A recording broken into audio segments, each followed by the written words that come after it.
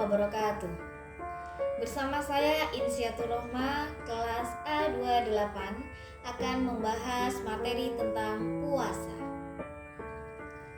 Dalam kitab Fathul Qorib, puasa didefinisikan sebagai menahan diri dari makan, minum, dan hal-hal yang membatalkan puasa dari mulai terbitnya fajar hingga terbenamnya matahari dengan niat beribadah kepada Allah Subhanahu wa Ta'ala. Dan niat puasa harus dilakukan sebelum fajar pada hari puasa. Puasa dimulai dari terbit fajar hingga terbenamnya matahari.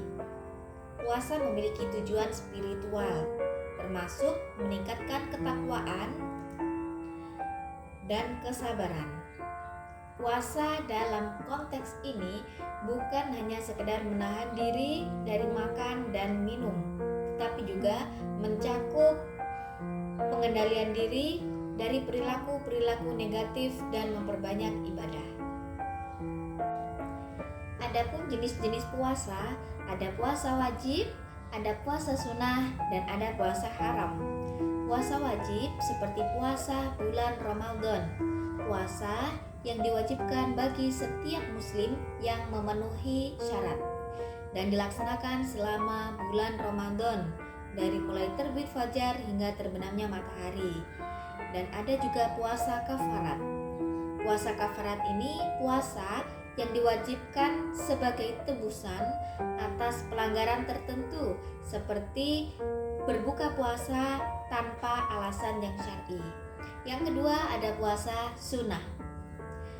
Misalnya puasa Senin Kamis. Disunahkan untuk berpuasa pada hari Senin dan Kamis sebagai bentuk ibadah dan mendekatkan diri kepada Allah.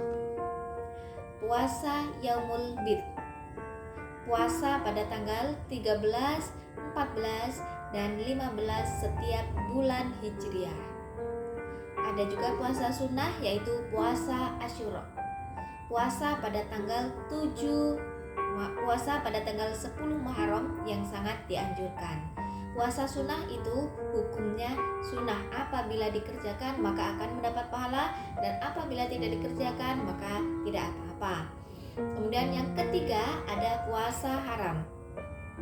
Puasa haram ini puasa yang dilarang seperti puasa pada hari raya Idul Fitri dan puasa pada hari raya Idul Adha, serta pada hari-hari tertentu yang dikenakan dalam syariat. Puasa yang ditinggalkan dalam kondisi tertentu seperti sakit atau dalam perjalanan jauh, seseorang diperbolehkan untuk tidak berpuasa dan menggantinya di lain waktu. Syarat sah puasa. Islam, seseorang yang berpuasa harus dalam beragama Islam. Yang kedua, balik. Puasa diwajibkan bagi individu yang sudah mencapai usia balik atau dewasa. Jadi untuk anak-anak yang belum balik maka diperbolehkan untuk tidak berpuasa. Yang ketiga, berakal.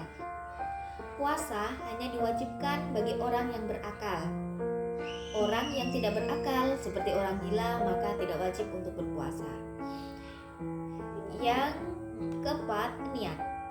Niat untuk berpuasa harus dilakukan mulai sebelum fajar. Niat ini dapat dilakukan dalam hati dan tidak perlu diucapkan secara lisan. Kemudian sehat. Seseorang yang berpuasa harus dalam keadaan sehat. Jika ada kondisi kesehatan yang membahayakan, maka puasa dapat ditinggalkan. Kemudian tidak dalam perjalanan yang melelahkan. Jika seseorang dalam perjalanan yang melelahkan dan berat tidak mampu untuk berpuasa, maka boleh tidak berpuasa dan menggantinya di lain hari. Adapun perkara yang diharamkan saat berpuasa seperti makan dan minum.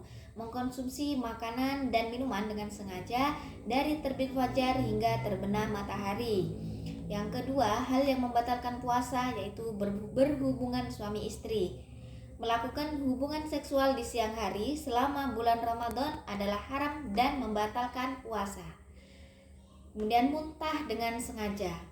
Jika seseorang muntah dengan sengaja, itu membatalkan puasa.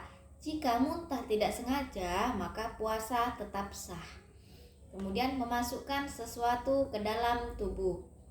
Semua bentuk memasukkan sesuatu ke dalam tubuh seperti suntikan yang mengandung nutrisi atau makanan dapat membatalkan puasa.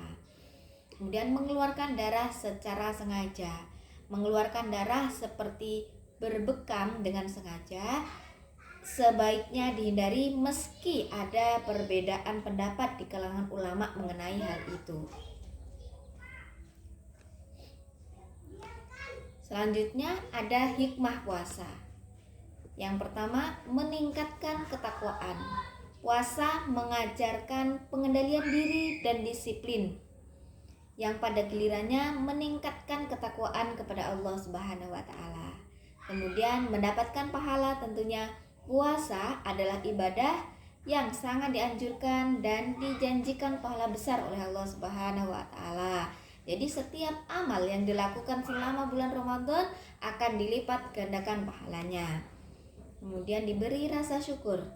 Dengan merasakan lapar dan haus, seseorang diharapkan dapat lebih menghargai nikmat yang diberikan oleh Allah. Kemudian solidaritas sosial. Puasa mengajarkan empati terhadap orang-orang yang kurang beruntung.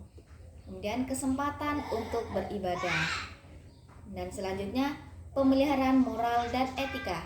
Puasa mengajarkan untuk menjaga perilaku baik dan menjauhi tindakan negatif seperti bergosip, berbohong, atau melakukan perbuatan yang merugikan orang lain.